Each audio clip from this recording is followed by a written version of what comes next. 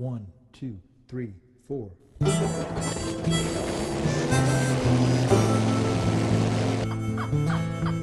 There's a real richness of the culture in Florida.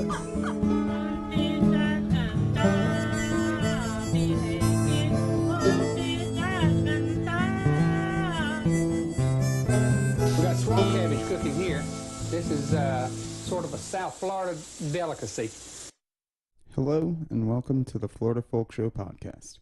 Pete and I attended the 67th annual Florida Folk Festival, which is held every year on Memorial Day weekend in beautiful White Springs, Florida, on the banks of the iconic Suwannee River. This is the first in a series of short episodes that we will release, documenting our time at the fest. In this episode, we talk to Ethel McDonald from Marie's Home Canning. We hope you enjoy this conversation. Thanks for listening, and have a great Florida day. Actually, we grew up canning. We lived off the land, and so we canned all of our life. And that's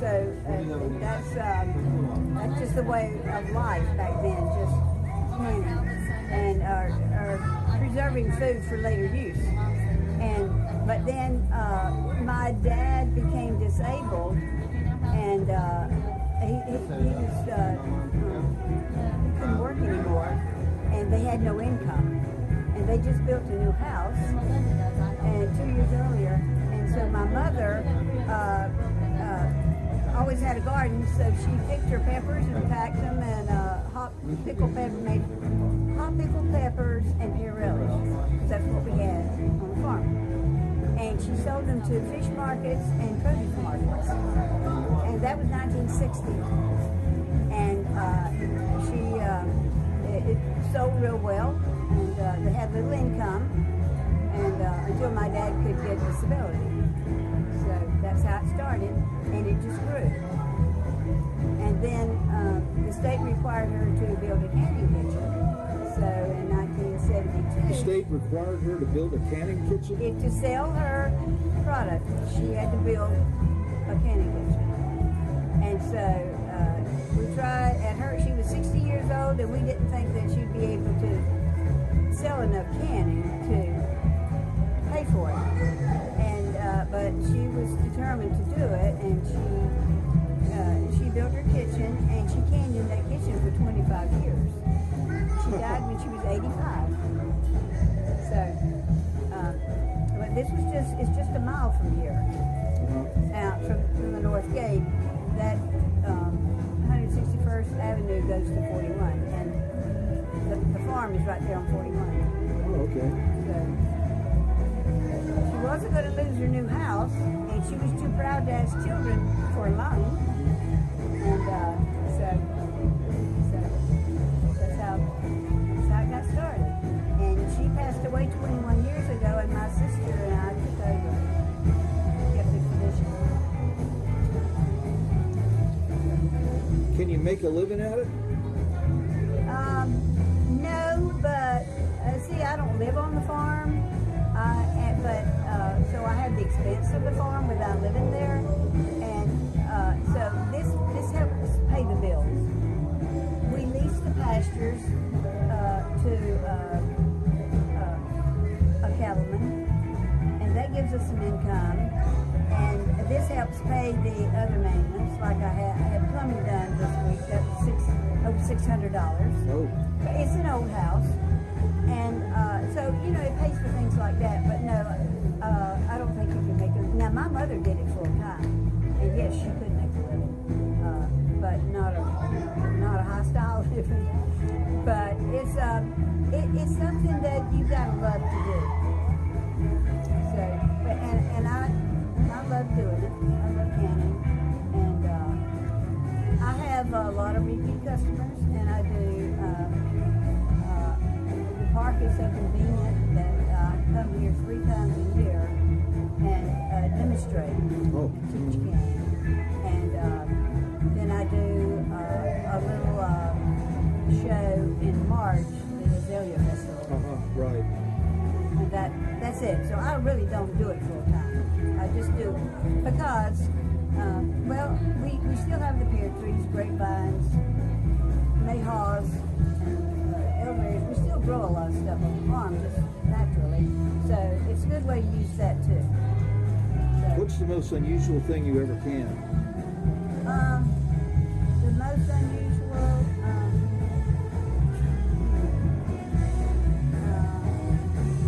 I don't know. A lot of people don't know about watermelon rind preserves. Watermelon. A lot of people don't know what mayhaw is. What is it? Elderberry. Mayhaws are these little berries. They're in the hawthorn family, like the apple. So that's the most popular. And elderberry is it's a good unusual. It's a wild fruit that I do.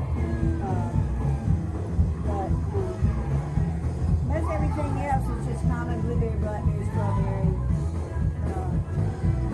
Do you can any vegetables? I do for myself. Oh. And like I will can. It cost $15 a month to run a freezer. It was years ago. So when I pick blueberries in the summer, I'll can them, and then I can just dump that quart in a jar in a pot and have a batch of blueberry jam in 30 minutes. So it's economical. All you have to do is buy a new lid. On the farm, I learned to recycle. So you recycle the jar, you recycle the lid, ring, and that's. Is that Marie? That's my mother.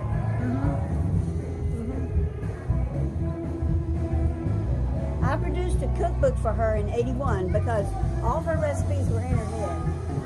So I followed her around and got her recipes and printed a book for her. And it ran out of print. And she said some of the recipes were wrong because she was telling me or I was watching her. And so I promised her we would republish the book. And I'm working on that. Oh, okay. But it'll be a cookbook memory book. It'll be memories with all the recipes. The right way and wrong way. Yeah. So, but it'll be stories behind the recipes. Yeah. Oh, that'd be a nice book. Yeah. So anyway, this is not my niece scrapbook.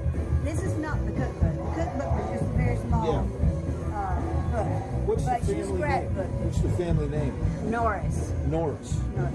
My grandpa that bought the farm in '28. His name was Box. Eli Box. B-O-X. B-O-X. That's an unusual name. He moved his children from Columbia. He moved his family from Columbia County to White Springs to send his children to a good school, and it was a well-known good school. And he lived in town, and he had a little store and a grits mill. And his home burned, so he bought this farm in '28 and moved his family out there. And it's been in the family since, and we're going to keep it in the family. My son is going to take over. He's I guess, fifth generation. Take over. He's helping take care of the farm. My two sons. So, but my grandfather was a cracker cattleman. Was what? He was a cracker cattleman. Cracker cattle. Cracker cattleman. They drove cattle with whips, and they cracked the whips. That was his main source of income, was his cattle. So, Jane Thomas Box was the original. Was my mother. Was my mother's mother. Your grandmother. My grandmother. Yeah. And she canned like tomato preserves. That's the only thing I remember her making. Old-fashioned tomato preserves. But then my mother ventured out and made more stuff, and then I'm making more stuff. So. Excellent. My mother mostly canned. My mother, I told you, the most unusual thing that my mother canned was snake. Snake? Yep, she had people that would bring her things like snake and all kinds of stuff to can for them, or fish, and she'd can them in these jars. This would be a snake that they would eat someday. Yeah, but Pickled. It was pickled in vinegar. Rattlesnake? I don't know what kind it was. She did not like doing that. But that's the most unusual thing she did. But she could can anything because we lived off the land. We grew everything raised everything, most everything we ate. We bought sugar and flour, but we raised our own cows and pigs and chickens, and we had fish ponds, and then we grew vegetables and we had fruit trees. To find out more about the Florida Folk Show podcast, go to floridafolkshow.com. You can also find us at anchor.fm/Florida Folk Show. You can subscribe to the podcast on iTunes, Stitcher, Spotify, or wherever you listen to podcasts. You can also subscribe to the Florida Folk Show podcast channel on YouTube and follow us on Facebook and Twitter. You can find all of those links and much more at floridafolkshow.com.